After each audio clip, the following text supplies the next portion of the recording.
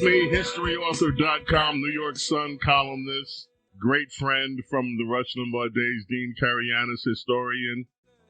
Yeah, a foodie. Talk to me about this plaque, Dean. You wrote a column about a plaque that was in Grand Central Terminal for many years. And then where is it now? And moved. It honored World War I heroes that died from the subway workers, New York City subway workers who were killed in World War I. There was a plaque in their honor. It used to be in Grand Central. Walk us through the history of that, and where is it now? Right now, it's in a closet at the Transit Museum. And I'll tell you, I appreciate the opportunity to remember these guys. Some of them were the Harlem Help Fighters, who people in New York City, of course, are familiar with. There's more monuments here in New York City to World War I than any other event. And that's according to Kevin Fitzpatrick, who's a walking guide tour, a Marine veteran. I interviewed him on the History Author Show about his book on the Great War and its memorials. And I'll tell you that the passion for this topic almost makes up for having to follow great voices like Bill Weathers and Barry White, not to mention yours. But I'll scrabble ahead with my little voice and just try to raise a little bit, as I did in that column, about this has removed this plaque in 2019 by the MTA, and it just disappears. They tell Kevin Fitzpatrick that it's over in the Transit Museum in a closet.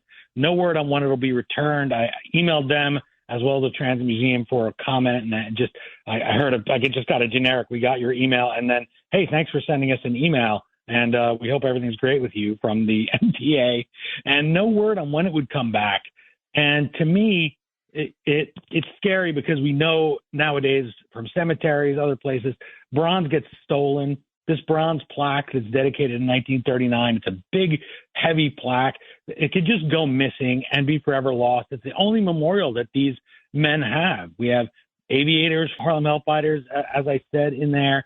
Their only memorial that these guys, the only thing to prove they were here and did their bit for, as we said, a union that was far more imperfect, certainly for them, then 100 years ago than it is for us now. And, for instance, there was a black clerk aboard the USS Alcedo, Robert McCrae. A U-boat strikes the ship, and he goes down with it. There's a pilot. He's burned, unfortunately, in his plane while he's in training, so he loses his life. He was a subway worker, so he's on there. He's on the plaque. That's Wales v. Brady. Walter D. O'Connell, he dies off the coast of Brest. The USS Gypsum goes down, takes him and 15 of his crew members with him, I believe, maybe 14. But these are losses of life that I think we look back on the Great War. It's such a hideous conflict. It doesn't resolve anything. It just sets up World War II. And World War II is much more exciting set pieces. It has a nice resolution. And I think it's easy to look at these guys and just say, well, we're gonna check in again for the Second World War, and what they did didn't really matter that much, and let's just move on. And I would like to see the MTA and the Transit Museum get together and return the memorial to a place as intended.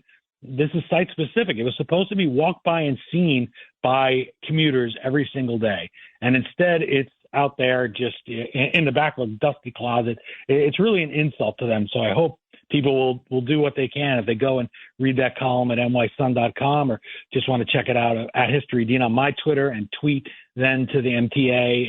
And I'm certainly not an activist, but these guys have nobody else that's going to be an activist for their cause. I think preserving history, our shared New York City history, is so important, and we have a duty. Some of these guys were 22 years old. They were kids, and they gave it all because Woodrow Wilson, who's neither of our favorite and certainly was a hypocrite in his own right, needless to say, to put it as nice as I can on family radio, telling people that he's making the world safe for democracy. They signed up for that or were drafted for that, and they went over there. They gave their lives. They would never ride the A train again. They would never even hear that great Duke Ellington song, Take the A Train. They gave up all their todays, all their yesterdays, every tomorrow they would have.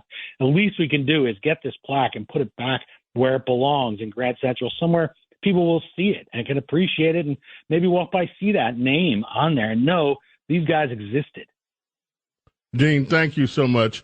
Always a pleasure, my friend, to have you here when we celebrate our holidays, this the nation's holiday. I'm going to have a few more words about that before the end of the show. It is, and one thing I just want to ask, very quick, 10, 15 seconds. Are you still optimistic about the future for the United States of America? I cannot help but be optimistic. I have to be. I watched what Rush went through. I've read in history the hard times we've had before. If we could survive James K. Polk buying and selling human beings out of the White House, if we could survive many horrible things, Pearl Harbor that we've had, 9/11 more recently, certainly, but things when we were in our infancy, the War of 1812 that people don't remember, we could survive anything. But it's going to take all of us working hard to be optimistic and go and persuade people who are in that unproud area. Don't be ashamed of the country as it is now, and say, if you don't like something, hey, even those flawed guys that were the founders gave us the tools to make it better. Dean, thank you so much, my friend. We'll catch you up. Probably, let's see what's next. July 4th, we'll catch you up on Labor Day, at least, maybe before then. Thanks so much, Dean. Good.